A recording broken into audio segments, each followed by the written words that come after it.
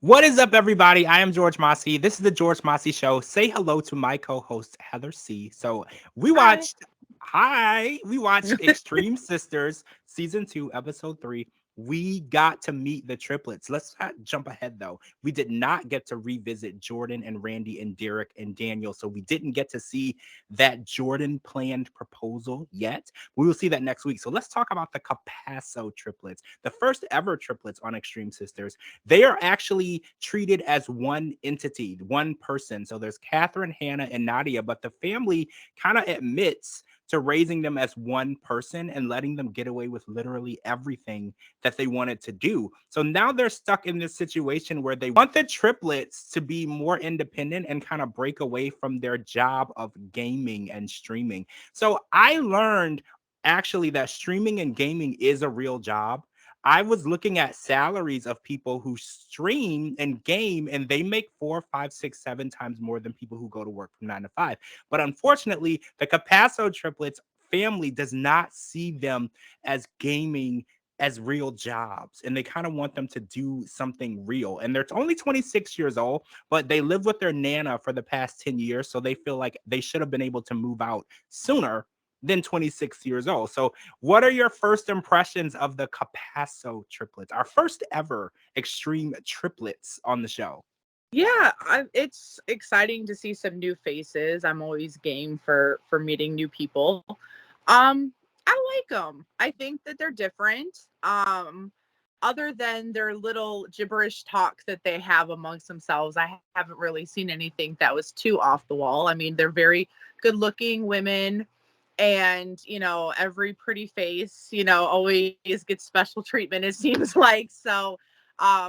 Nothing happened out of the ordinary. I actually think their streaming job is pretty cool. I think a lot of people forget that in this day and age, we're in the world of electronics and virtual and all that type of stuff. So a lot of our stuff, even jobs, I mean, like look at the whole pandemic. It brought us Zoom and Yeah. podcasting and all this stuff. I mean, things that we would consider as a hobby became a lot of people's full-time job. I mean, it's just the times that we live in. And I know a lot of like people from the past, they don't see it because, they got up every day, 9 to 5, had to go to work and all that. And now it's like you don't even have to leave your living room and you could pull in six figures. So I think I'm it's cool. I admire them. I think it's, they're paying their rent and their bills. Go for it. I'm obsessed with them. And I think that gaming is so cool, especially when it's females that are gaming, because gaming is such a guy thing. So it's so cool to see. Sexist. Okay, I'm sorry. That It is is so not a guy sexist. thing. It's stereotypically a guy thing, but we learned that their dad had a extremely rare medical condition where he was essentially paralyzed in one place and couldn't move. And this was the way that they were able to bond with him and spend time with him. And it kind of never left them. They still do it. And I feel like that bond between them, their dad and them and video gaming is so interesting and so cool. But one thing that I found interesting about these triplets are they all have such different personalities. They're not at all the same, like you were saying, but they are so stuck together. Like they can't do anything apart, but they're so different. And we were learning about their personalities and the lazy ones and the bossy ones and the sleepy ones. And they're so different, but they're like so attached and they can't really do a lot without each other. They even went over to their sisters Regina's house to get their laundry done because they never had to do their own laundry. So I do think that they have been coddled a bit. And I don't know, they have dreams of opening a vegan restaurant with their mom, which I think is really interesting. A Staten Island vegan Italian restaurant sounds amazing. There's nothing like it of its kind there, but they have to commit to actually doing that. And a restaurant is a lot of work, so much time. In a family restaurant, there's usually everyone from grandma on down working to make that happen. And I don't know if the triplets are ready to dedicate that much time to something other than what they're doing right now. I want to know what the market is for Staten Island for vegan food, because normally when you think Italian type of food and creations, you always think of the more the carbs and calories the better. Yeah. So I think it's kind of cool that they are, healthy, and they said that that was like they weren't like always into vegan, they got into it. Hmm. So I don't know. Like, I think that, like, especially like they should think in LA, because I feel like there's a market for this where you can have the best of both worlds. People that want that pasta and stuff and not have all the carbs and stuff that goes with it. So I don't know. I hope that they're still able to, pursue this, but I don't know. They We'll have to see.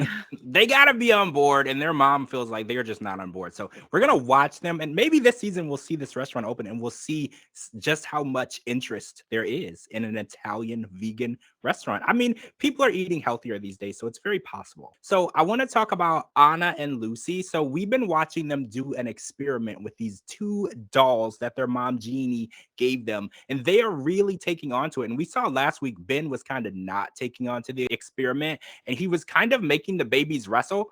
Ben is actually on board. We watched him come home with a rented stroller, diapers, blankets. He's taking this very seriously because he's like, I do want to be a dad. And if this is going to get the girls back on track to wanting to do this, because Anna and Lucy basically gave up because they said, if we can't do this together, we don't want to do it at all. So now they're back on track, at least to opening the idea of trying to do this again, making Ben a father. So I feel like him getting on board with this is going to help them. And I feel like their mom, she's just not ready to give up the idea of 2 more grandbabies. She's just not ready. She's like, they need to give me more grandkids. I want another one. And that's what she's working on. So the issue is Anna has a dentist appointment.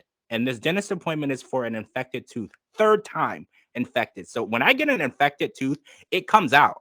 So the idea that Anna has put up with this extreme pain and discomfort just so she can keep her sister and herself exactly the same shows the amount of dedication that they have put into being exactly the same. So the idea is coming into her head that they might actually have to compromise, and one tooth might have to be different in their mouths. But we are going to learn next week that there is a possibility that one of her wisdom teeth could come out.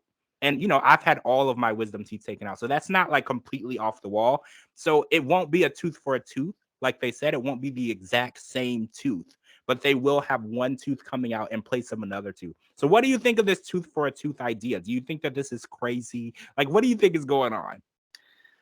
Okay, so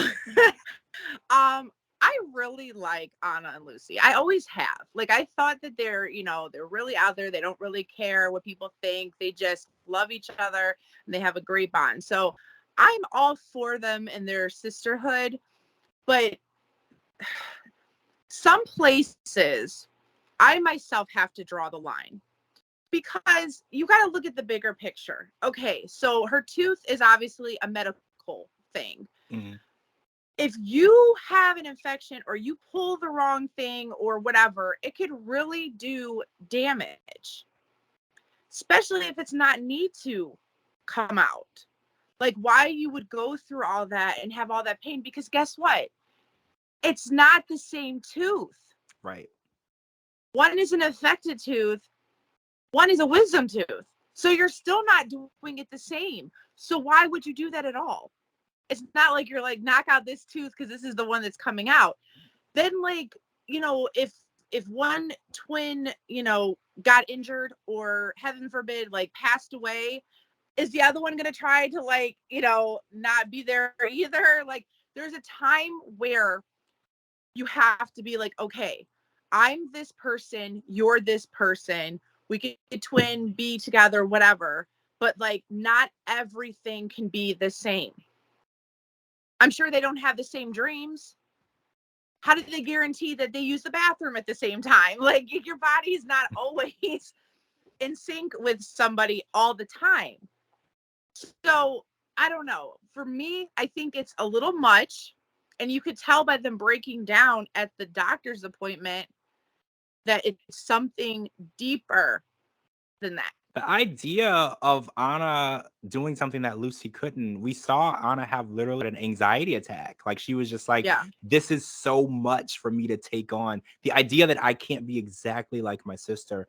And even the dentist said, he was like, this thing kind of typically happens with them. They tend to comfort each other and then eventually they come back around. But like you said, maybe there is more to this, something that they should look into a little more, because I know being close and doing everything together is important. We're going to talk a little bit about that more on the next video with Jessica and Christina. I know it's important that you do things together and it's a bond that you build. But like you said, in order for them to live different lives and have the option of doing that if something were to happen, is something that they should consider. You know, what if Ben decides one day, I know it's been 13 years, but if he decides one day he wants to just be with one woman and have kids, that's unfortunately something that is a decision he could make. So they're not like ready or equipped to handle something like that. And like you said, they should definitely work on spending a day apart, spending a day. And it's interesting because they're both dating Ben, and you would think Ben would take one out on a date and then another. Because, you know, we've watched different shows where men were dating more than one woman. Each woman would get their own day, so she felt special. And it's interesting, he does everything with them together. Maybe they should test out doing things individually with Ben, and that would kind of open the door to kind of being your own person, even if it's just for a couple of hours a day, and then they can go back into their doing everything together and everything the same, just giving them that little tiny window. Right. I agree. All right, guys, that's it for part one. We're going to come back with part two, and we have to talk about Jess and Christina. And Jess wants to have a baby. And it's interesting because the guy she wants to have a baby with, she kind of just met.